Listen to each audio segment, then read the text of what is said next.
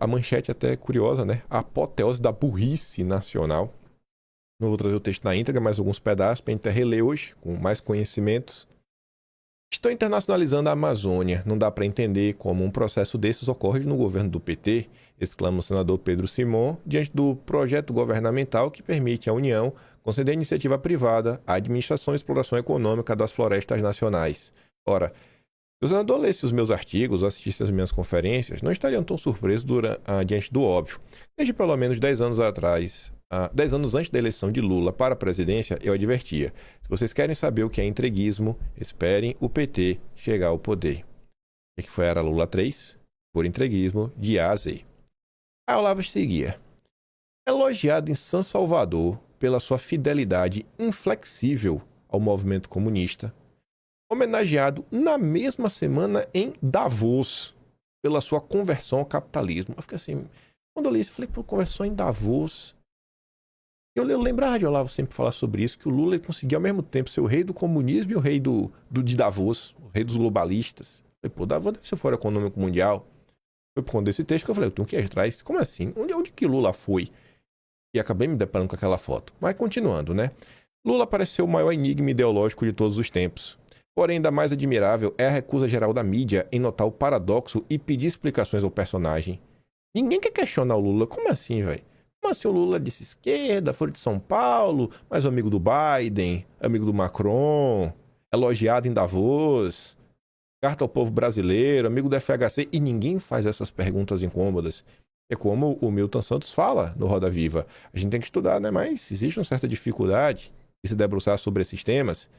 E fica fácil de entender porque a esquerda quer varrer isso para debaixo do tapete, porque são perguntas muito incômodas que com certeza iriam destruir a imagem falsa que eles criaram do Lula. Enfim, já expliquei 1000 vezes, mas vou começar tudo de novo. Enquanto os nacionalistas brasileiros burros, intoxicados de esquerdismo, continuam bradando contra o bom e velho imperialismo yankee dos anos 40 e vendo nos conservadores americanos a encarnação máxima desse fantasma glutão inventado por Stalin, muita coisa sucedeu nos Estados Unidos que escapa totalmente ao seu acanhado horizonte de visão. A principal é que um grupo de milionários, senhores quase absolutos da grande mídia e do establishment universitário, embarcou com todas as suas armas e bagagens na aventura utópica do governo mundial destinado a transcender e suprimir a República Norte-Americana. Tradução, lá eu tô falando, enquanto vocês estavam brigando, imperialismo americano e tudo mais, a coisa não ficou restrita aos Estados Unidos. E o que acabou acontecendo é um grupo de pessoas, que a direita chama de globalista, cresceram, estão aí, tentando tomar o controle do mundo. Isso em 2007. Tudo isso é a substância do debate político diário nos Estados Unidos. Não há um só cidadão americano, maior de idade, que ignore essas questões abrangentes, muito mais do que a invasão do Iraque em particular, são o fundo da disputa entre o governo americano e a ONU. Ninguém dos Estados Unidos ignora que o destino da humanidade nas próximas gerações dependerá de uma escola fundamental quanto à hierarquia de poder no mundo. Qual era a discussão que o mundo iria se debruçar nos anos seguintes?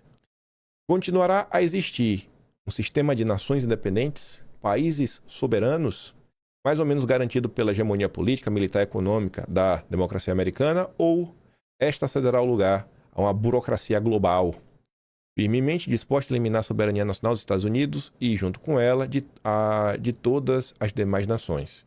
Talvez o ápice disso daí foi durante a pandemia, onde o OMS basicamente mandava no mundo todo, com todos os governos aplaudindo, né, o té dos dançarinos.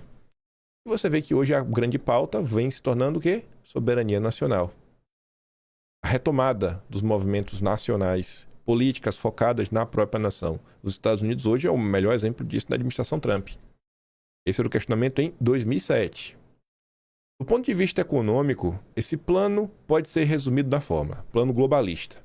Usar o crescimento econômico globalizado como instrumento para fortalecer a burocracia internacional que o regula e o administra. Tradução.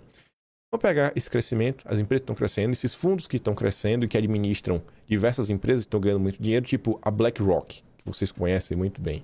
E aí a BlackRock vai utilizar de todo o seu poderio econômico para avançar com agendas identitárias, woke, sociais, dentro das próprias empresas, vide a questão ESG, e ao mesmo tempo apoiar esses organismos internacionais multilaterais como a ONU, o OMS, OMC e tudo mais.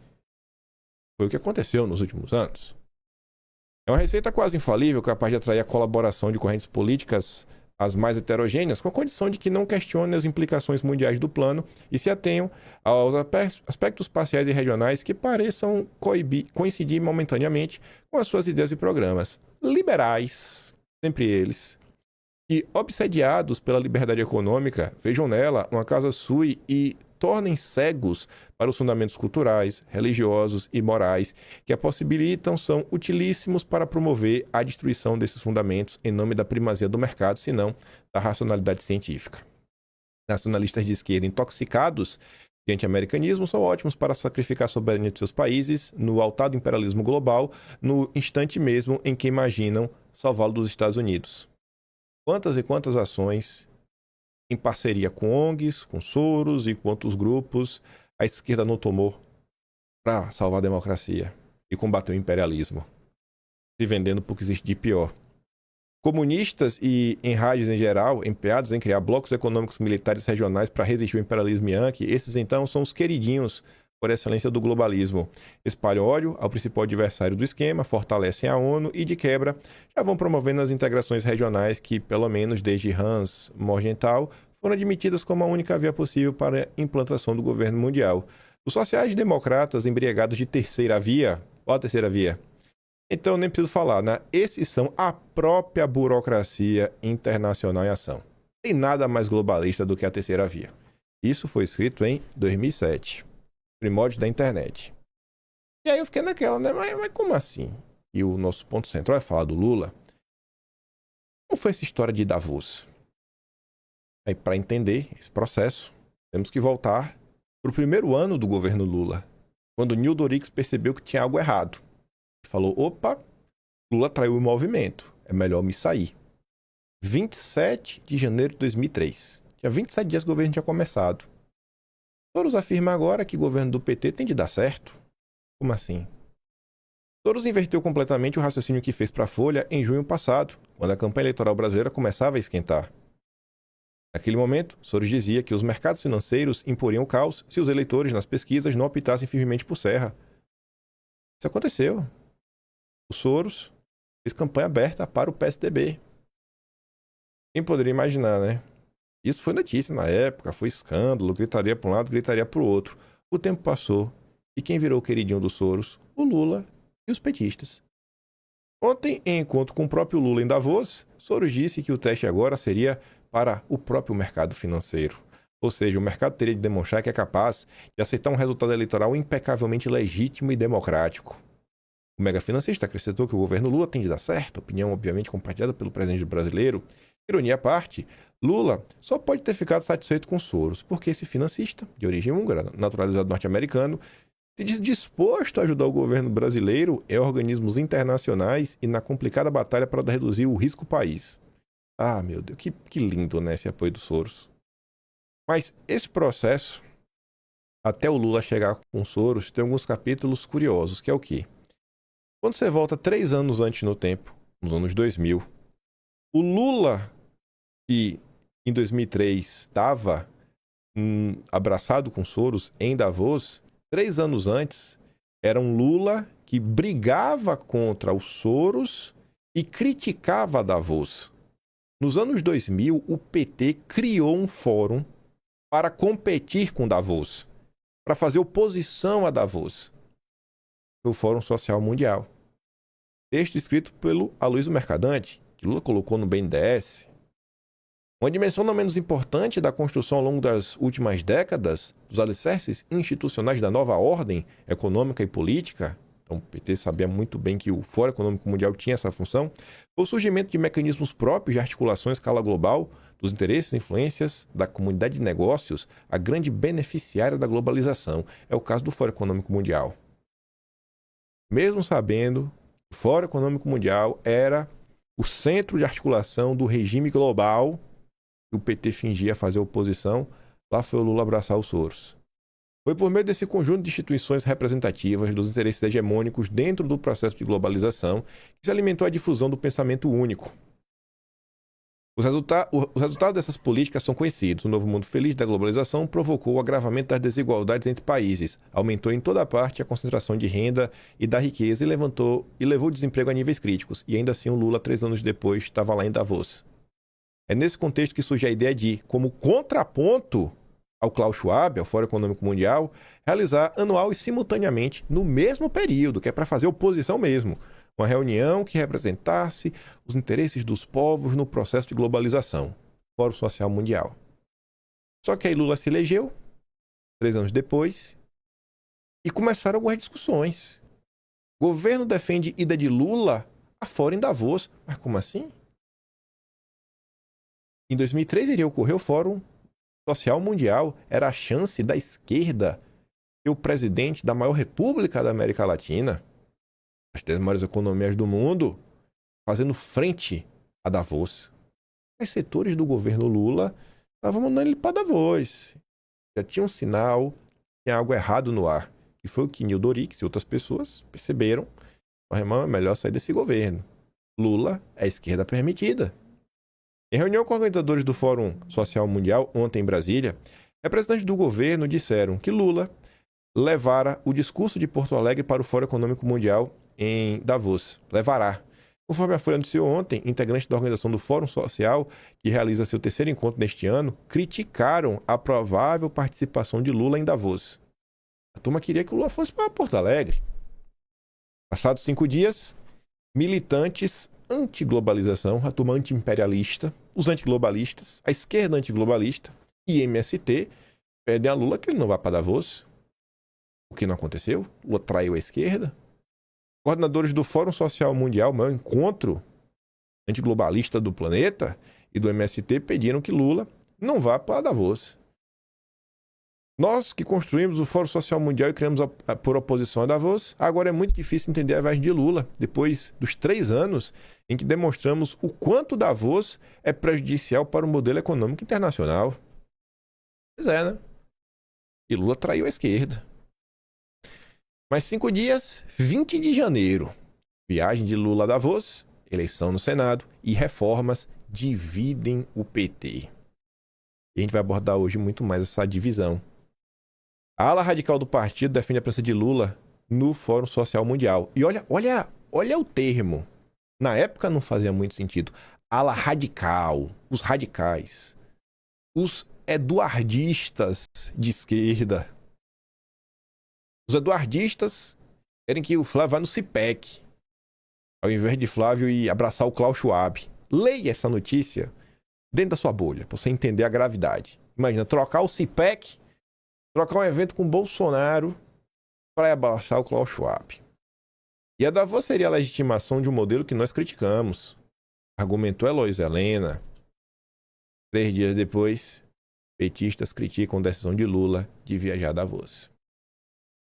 E provocou várias reações negativas dentro do PT. Um dos que reclamou foi o M. Saller. Lula está dando um presente para um cadáver, para um cemitério. E a Folha de São Paulo escrevia que Lula é mais próximo de Davos do que de Porto Alegre. E essa aproximação, essa proximidade era muito maior do que vários desses petistas imaginavam.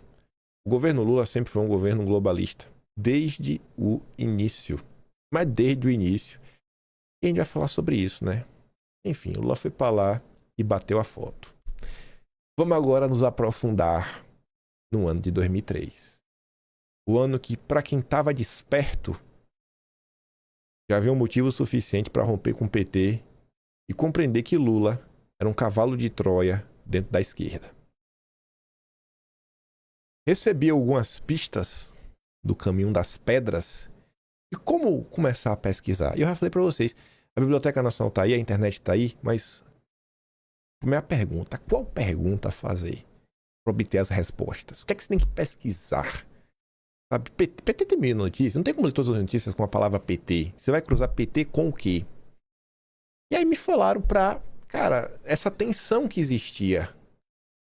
E essa palavra radical que aparecia ali, eu vi, né? Pô, tem os radicais. A imprensa começou a reclamar dos radicais do PT, dos radicais de esquerda. Lula tem que se afastar dos radicais. que é que nós estamos observando em 2026? Setores da direita permitida falando, olha, Flávio Bolsonaro precisa se afastar dos radicais de direita. Dora Kramer escreveu semana passada que Flávio Bolsonaro, se ele quer se vender como moderado, ele errou feio em bater a foto com 3 radicais. Que 3? Trump, Eduardo Bolsonaro e Paulo Figueiredo. E como nós sempre falamos, a história do Brasil é cíclica e os métodos são o tempo todo reincorporados. Lula pede paciência aos radicais do PT. Matéria que originalmente foi publicada no Estadão e que estava disponível na Folha de Londrina, 7 de fevereiro de 2003. Um mês de governo. Brasília. Lula explicitou ontem pela primeira vez nos últimos dias a preocupação com as cobranças e atitudes de parlamentares das alas mais radicais do PT. Lula está preocupado especialmente com os estragos que as declarações dos rebeldes podem provocar no governo. Lula quer que haja um diálogo mais intenso no partido e está pedindo paciência aos seus companheiros. É preciso muito diálogo entre nossos companheiros porque só estamos há 30 dias no governo e é preciso entender que as mudanças ocorrerão, mas de forma progressiva, mais tranquila, e não virando do dia para a noite. E passados, desde então, 23 anos, as mudanças não chegaram. Ainda estamos em 2026, com vários setores da esquerda pedindo paciência, porque vocês têm que entender a correlação de forças no parlamento, porque o Lula não pode fazer nada, tenham paciência. Disse o presidente, conforme relato de Paulo Paim, não é meu parente, que esteve em audiência com Lula no Palácio do Planalto. 2 dias depois, também matéria original do Estadão, alas radicais devem perder a batalha. Ah, esses radicais! Os deputados das alas radicais do PT só têm a perder se insistirem em travar uma queda de braço com o governo e a direção do partido. A avaliação do cientista político Fernando Abruzzo da Fundação Getúlio Vargas. Ainda que tenham talento para fazer muito barulho com suas críticas, esses deputados são vozes isoladas na base de Lula no Congresso.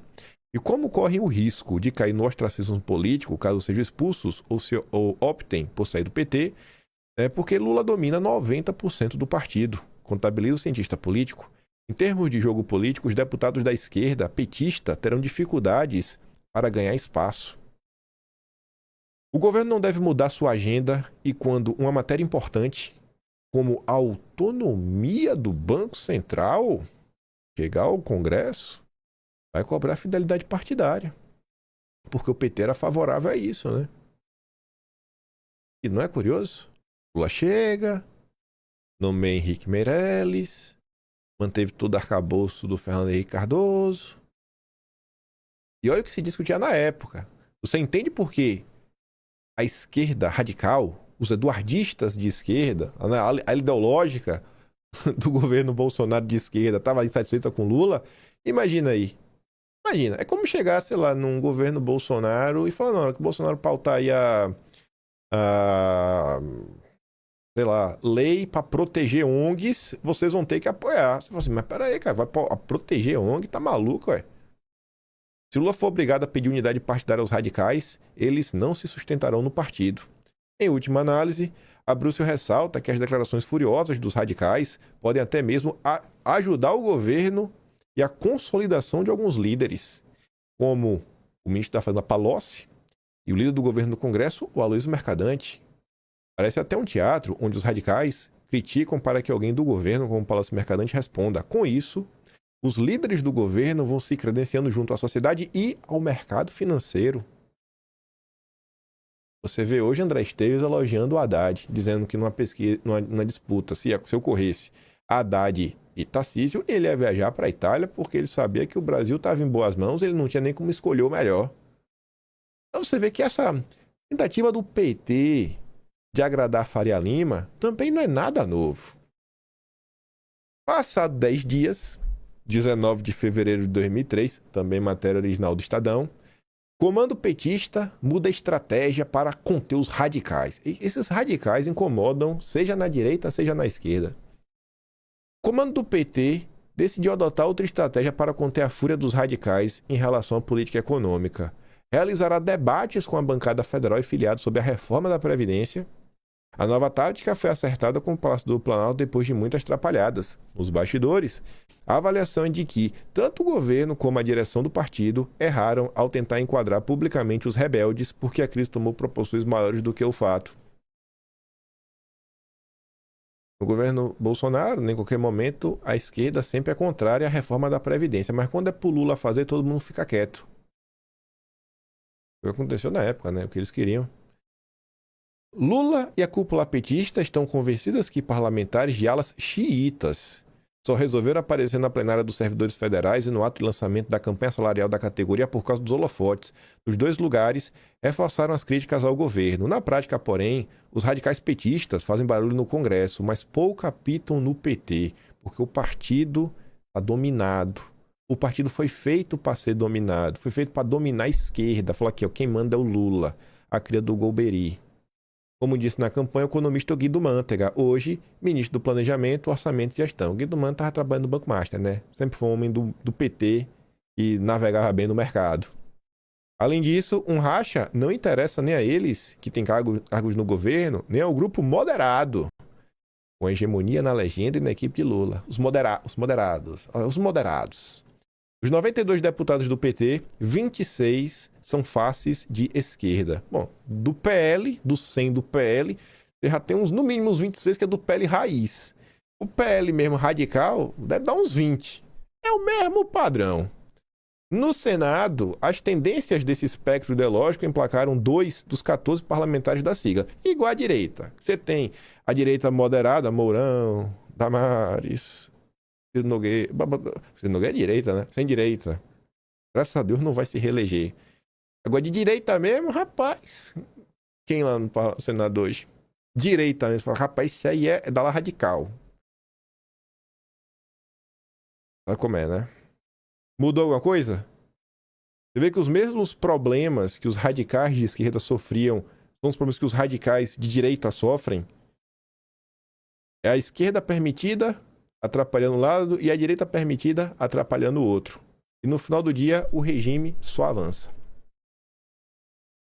Passados mais 5 dias desta novela, radicais do PT voltam a fazer barulho. Com 1 mês de governo já estava claro que Lula era o homem do regime. A queda de braço dentro do PT será reforçada. Depois de 2 dias de reunião no fim de semana em São Paulo, cerca de 100 dirigentes da Democracia Socialista, facção trotskista no guarda-chuva ideológico do partido, decidiram disputar os rumos da política econômica do governo e do Lula. Não sei se é desse grupo que o Nildoric saiu, que ele fala foi ele mais uns 113 economistas. Mais de 100 pessoas. Essa tendência se opõe ao caminho traçado pelo Palocci. Para superar a crise, na tentativa de mudá-lo, quer envolver não apenas o PT, mas também os movimentos sociais. O duelo não é entre radicais livres e radicais prisioneiros do mercado. O duelo era esse. Você estava errado, Heloísa Helena. Esse era o duelo. A Heloísa Helena ainda tinha um olhar caridoso para com Lula, diferente de hoje, né? Hoje ela odeia o Lula. As personalidades da chamada maioria partidária têm que deixar de lado a arrogância e parar de achar que qualquer pessoa que faz crítica quer desestabilizar o governo. Não, eles estavam lá para ser o governo. Vocês eram um problema. Para a senadora, Lula deve compreender que a crítica é construtiva. Quem tem a coragem de fazê-la no auge de sua popularidade são seus aliados históricos e não os neopetistas. São inúmeros os pontos de divergência entre os radicais, com variação de tom dependendo da corrente, e o grupo moderado, que detém a hegemonia no governo e no partido. Do aumento das taxas de juros, a elevação do superávit primário, passando pelo projeto de autonomia do Banco Central. Tudo isso daí ela moderada curtia, acelerava. Vários são alvos das estocadas, mas a divisão se acentuou com a proposta de Lula para a reforma da Previdência. Aspas. Se essa reforma da Previdência é a panaceia para resolver todos os problemas, já deveríamos tê-la aprovado no governo de FHC, argumentou Heloísa Helena, acrescentando ter certeza de que, naquela época, o PT foi responsável e patriótico. O tempo passou, essas inconsistências do PT, essas traições em relação à própria agenda, começaram a ficar cada vez mais difíceis de conter. E isso tudo acabou gerando o racha dentro do partido. E lá na frente, iria dar origem ao PSOL, que também foi capturado. O sentimento original do PSOL não existe mais. 15 de dezembro, final do ano. PT ignora apelos e expulsa quarteto radical do partido. Os 4 congressistas se destacaram desde o início do ano por criticar o governo, da área econômica, à agenda de reformas. A decisão de ontem é a primeira desde 92, quando foi expulsa do PT a tendência interna convergência socialista que gerou o PSTU. Falaremos disso. Vamos olhar que o Arquivo Nacional fala sobre a convergência socialista, lá na frente. Enfim, essa decisão de expulsar vinha sendo adiada pela direção, que decidiu marcá-la finalmente para a última reunião do diretório este ano, iniciada sábado e encerrada ontem. No primeiro dia do encontro, Palocci defendeu a política econômica. Já Dirceu disse que a esquerda do partido é míope. Genuíno, e demoveu Lula de comparecer. Lula, não venha. Você não se queimar. Vamos fazer o trabalho sujo nós mesmos. Ele estava louco para vir cumprimentar os companheiros, mas eu disse que achava melhor não, que essa era uma discussão de partido, de disciplina. Para não queimar o Lula com a galera, né? Muito tempo antes, muito tempo dessa treta realmente crescer, você vê que a primeira matéria que eu trago é de 7 de fevereiro. Em 4 de fevereiro, um mês de governo, para você ver como já estava a tensão, a quantidade de traições que o Lula já tinha feito na época. O partido expulsou alas que criaram o PSTU e o PCO. Desde a fundação, em 1980, o PT já expulsou 2 alas. Em 90, o PCO. E a Convergência Socialista em 92, que virou a base para o PSTU.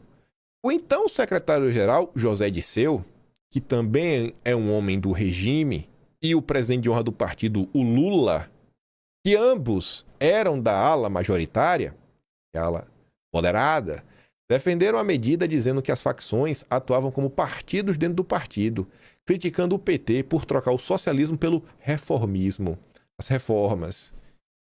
Pró-mercado, né? Pró-bancos, só se for. Antes da expulsão, os integrantes foram advertidos publicamente e impedidos de disputar eleições. A gente observa essas práticas até hoje, né? Voltando para essas confusões da época, a matéria é curiosa. Colcha de retalhos ideológica do PT vem à tona. Isso aqui é muita cara do que é a direita brasileira hoje. Você lê assim, coxa de retalhos ideológica da direita vem à tona. Vai fazer muito sentido. Eu vou ler essa matéria trocando PT por direita. A ascensão da direita ao poder expôs de forma aguda o que é considerado por alguns uma de suas maiores virtudes, e para outros, o calcanhar de Aquiles da direita. A diversidade de tendências políticas que convivem sob o mesmo teto. Os liberais, tem o IBL, tem os lavajatistas, tem a ala ideológica, tem os militares. Não foi isso a ascensão da direita? Quando chegou no poder em 2019, não foi assim? Depois foi a confusão que deu, não foi? Igual à esquerda. Igual à esquerda. A julgar pela tradição interna do partido, né, da direita, a polêmica que nos últimos dias envolveu representantes do governo, lideranças da direita e parlamentares e membros dos setores mais ideológicos sobre os rumos da economia, isso daí tudo pode se arrastar por muito tempo. O que a gente viu em 2019? Não teve briga entre gente do governo, militares, Olavo de Carvalho, membros da ala olavista que falavam dentro do governo, militância nas redes sociais. Ocorreu ou não ocorreu já em fevereiro de 2019, assim como em fevereiro do primeiro ano do governo Lula, fevereiro do primeiro ano do governo Bolsonaro, a militância cobrando publicamente que Sérgio Moro demitisse Lula Zabó. Final de janeiro, a militância não estava reclamando do Santos Cruz, que estava lá com o Sou da Paz e também o Igarapé para discutir políticas públicas. Não teve depois a confusão do Bebiano, também em fevereiro. Em abril, o Santos Cruz estava tentando avançar com regulação das mídias. O time é curioso, né? Mas também é que acredito numa trégua. Uma das condições para isso seria o presidente conseguir convencer os radicais de que, apesar das medidas econômicas neoliberais que vem adotando, ele mira o socialismo, mesmo que muito ao longe. É o Lula neoliberal, né? Vassalo do Biden, tá ali. Você vê como são as coisas, né? A esquerda já falava que Lula é um neoliberal, né? O cara ali que estava governando para os bancos. Militantes de organizações de inspiração marxista das mais variadas matizes do trotskismo ao maoísmo estão no PT desde seu nascimento há 23 anos, como o Nildo Orix. Ao lado dos movimentos sindicais, das comunidades eclesiais de base e de grupos de intelectuais, eles sempre disputaram o comando da organização. Isso faz parte da tradição petista, segundo Walter Palmar, um dos vice-presidentes do partido e integrante da articulação de esquerda, uma das várias tendências consideradas radicais. Para Flávio Coetzee, integrante do Diretório Nacional e membro da Esquerda Democrática, outra tendência radical, a diversidade tem sido fecundada e é uma das causas do sucesso do partido. Mesmo em situação minoritária e discordando da tendência moderada, esses militantes de esquerda continuam no PT por acreditar que ainda é um partido de massas com o objetivo estratégico de levar o país ao socialismo. Se não acreditassem, já teriam rachado e criado novos partidos. O que aconteceria poucos meses depois? Racha e a criação de um novo partido, que era o PSOL. Outro fator que os mantém na organização é o temor de se distanciarem da massa de eleitores que o prestigia. O deputado federal Ivan Valente, tendência à força socialista, acha que seria uma insensatez política rachar nesse momento. Pois o Ivan Valente rachou e foi lá pro PSOL. O pior sei o que não queria ver era a turma da união da direita. Não, vamos unir a direita, é momento de união, o inimigo do meu inimigo é meu amigo, a gente acabou de chegar, vamos lá, pipipi, pô. Depois, a turma que pregou a união da direita tomou uma facada pelas costas do Lula. O brasileiro não aprende, né? São os mesmos movimentos que a direita, anti-regime, anti-sistema, sofre na mão da direita permitida. O exemplo do Partido Socialista dos Trabalhadores Unificados, o PSTU, não serve de inspiração para nenhum movimento separatista. Logo após a expulsão da Convergência Socialista do interior do PT, porque se recusava a acatar as decisões da maioria, o PSTU é desprovido de qualquer tipo de apelo eleitoral. Na última campanha, não elegeu um deputado federal e seu candidato teve 0,47% dos votos. Na sexta-feira, ao divulgar uma nota sobre disciplina partidária no interior do PT, o seu presidente nacional, José Genuíno, observou que não está havendo uma crise entre a cúpula e as alas radicais. A crise, segundo o político, é com alguns parlamentares. De fato, não existem militantes que falem pelo grupo Inspiração Marxista. Diferente de hoje, que você tem políticos da direita, às vezes em posição minoritária, veio o próprio Eduardo Bolsonaro, mas diferentemente, a militância hoje desperta com as redes sociais. Pô, não, peraí, irmão. É esse caminho aqui. E essa ala radical acabou vencendo. Tanto que o candidato da direita é quem? É o Tarcísio, é Zema, é Caiado ou é Flávio Bolsonaro? As diferentes tendências que o compõem frequentemente brigam entre si. Isso é visível nas disputas pela direção dos sindicatos, quando concorre com chapas diferentes. Há grupos dentro dos grupos. Os trotskistas estão subdivididos em mandelistas, lambertistas, posadistas e outros. Você ainda vai repetir aquele papo furado do temos que unir a direita, é momento de união. Você já viu a esquerda brigar em público? O inimigo do meu inimigo é meu amigo. Entende como esse tipo de fala não para em pé? Você já percebeu que essa fala e o que é a tal união da direita só serve para destruir o verdadeiro movimento anti-regime, anti-sistema, pró-povo dentro da direita?